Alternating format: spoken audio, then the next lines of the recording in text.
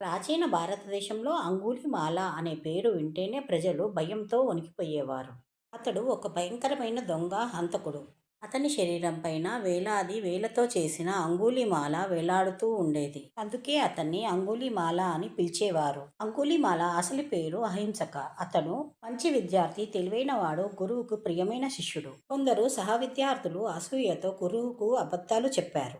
అహింసకని భార్యను ప్రేమిస్తున్నాడని గురువును రెచ్చగొట్టారు. గురువు కోపంతో ప్రతీకారం తీర్చుకోవాలని ఒక దుష్ట ఆజ్ఞ ఇచ్చాడు. నువ్వు వెళ్ళి 1000 మంది వేళ్లను తీసుకొని రా, అప్పుడు మాత్రమే నువ్వు ఉత్తమ శిష్యుడివి అవుతావు అని ఆజ్ఞ ఇచ్చాడు. ఇది విని అహింసక తన మనసు తప్పిపోయి ప్రజలను చంపడం మొదలుపెట్టాడు. ప్రతి మనిషి వేళ్లను కోసి దారంతో కట్టుకొని మెడలో వేసుకునేవాడు. అంగుళిమాల అనే రాక్షసుడిగా మారాడు. గ్రామాల్లో ప్రజలు అతని పేరు వినగానే పారిపోయేవారు. ఒకరోజు బుద్ధుడు అంగుళిమాల ఉన్న అడవిలోకి నిశ్శబ్దంగా నడుచుకుంటూ వెళ్తున్నాడు.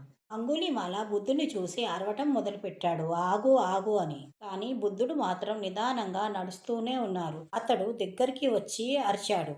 అంగుళిమాల బుద్ధుణ్ణి, నేను ఆగమంటే ఆగటలేదేంటి అని అడిగాడు. దానికి గౌతమ బుద్ధుడు, నేను చాలా కాలం క్రితమే హింసను ఆపేశాను, నీవే ఆపలేదు అని అన్నాడు. ఈ మాటలు అంగుళిమాల హృదయాన్ని తాకింది. అతడు రోదిస్తూ అన్నాడు, భగవంతుడా, నన్ను రక్షించండి, ఇకపై నేను హింసను చెయ్యను అని ప్రార్థిస్తున్నాను. గౌతమ బుద్ధుడు అతని ప్రార్థనను మన్నించి తన శిష్యుడిగా చేర్చుకున్నాడు. మనిషి ఎంత పెద్ద తప్పు చేసినా మార్పు సాధ్యం. ద్వేషాన్ని ప్రేమ మాత్రమే మార్చగలదు. బుద్ధుని దయ, శాంతి ఒక రాక్షసుడిని సద్గుణవంతుడిని చేసింది.